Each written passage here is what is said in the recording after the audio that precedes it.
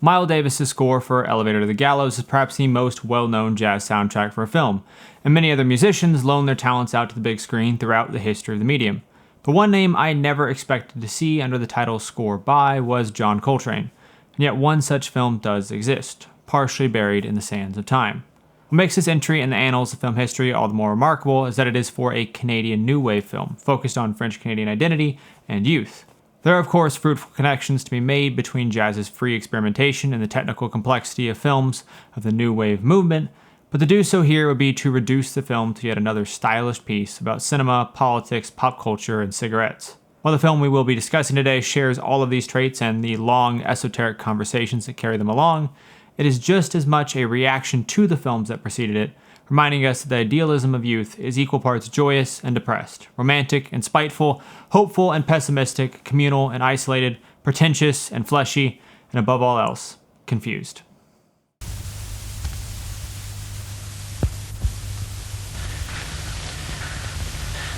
Welcome to Gemstones Episode 2, the series where I offer up a brief introduction to forgotten classics, misunderstood masterpieces, and films that deserve a little more shine. Le Chat dans le Sac, or The Cat in the Bag, is the 1964 directorial debut of French-Canadian filmmaker Gilles Gros. It follows the final days of Claude and Barbara's relationship, and by the time we meet them, it is hard to picture how they could have ever loved each other, as their identities and goals could not be more different. Barbara is a theater student all about action and surfaces, whereas Claude is an unemployed journalist, always reading and theorizing. The only things they have in common are their tendency to chain smoke and their idealism, despite its different manifestations. At this point, The Cat in the Bag appears to be just another New Wave movie, right down to the jump cuts and direct address, even if the French is a little different.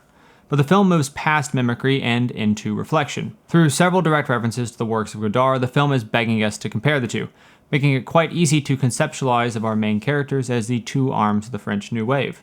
The documentarian, emotional, and aesthetic impulse on the one, versus the theoretical, utopian, and antagonistic on the other. After all, this film came out in 1964, 4 years after Breathless. The formal ground had been broken, so in order to earn the new association, it had to possess something present and reactive. And it is this element that has brought me to this moment and my vain attempt to recommend it to the void. This film's critiques and bare display of the aesthetic, theoretical, and confused lives of 20-somethings influenced by political gyrations in the arts, especially cinema, is just as relevant today. Perhaps more so thanks to the dovetail joint of letterboxd and civil unrest. And as someone currently traveling through these struggles, it is hard not to feel a little uneasy and ashamed of these characters' floundering naivete. And yet, once we overcome the shock of an ancient mirror, it's hard not to also realize the hopeful beauty of youth. After all, the best critiques also point out what you are doing well. I've never been to Canada, and I won't pretend for a second to have any knowledge of their history, politics, and much less their cinema. But after all, we don't come to art to simply confirm our intelligence. Instead, we come to art as a threshold, a place to show us just how much farther we have to travel. And this is the second reason why I've chosen to recommend this film today. From my perspective, works that fall under the New Wave banner are generally the best point of entry into a nation's cinema. At the outset, this may seem counterintuitive, as these are often the most thematically, formally, historically, and politically complicated works in a nation's canon. But we are here as illiterates. In fact, we are so illiterate we don't even know the questions to ask. These films' daunting complexity, then, is our savior, as it will leave us with more than enough questions to savor about what came before and how these works led to the future. Out of watershed moments and movements like these, we can move both forward and backward, connecting the dots organically. Okay, but why this movie specifically? The Cat in the Bag is the Breathless equivalent of French-Canadian cinema. Gilles Gros worked for, or at least produced films for, Canada's National Film Board, the NFB. In 1964, thanks to the works of Gros and others, a French-Canadian unit was opened.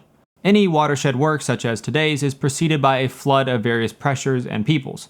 But as the first of these feature films to release in August of 1964, and because it won the grand prize at the Festival de Film Canadien, The Cat in the Bag is generally identified as the first word in the New Wave chapter in French-Canadian cinema. And after all, what better place is there to start an exploration of Canadian cinema than at a genesis point, one that directly asks questions of production, consumption, identity, history, and the future.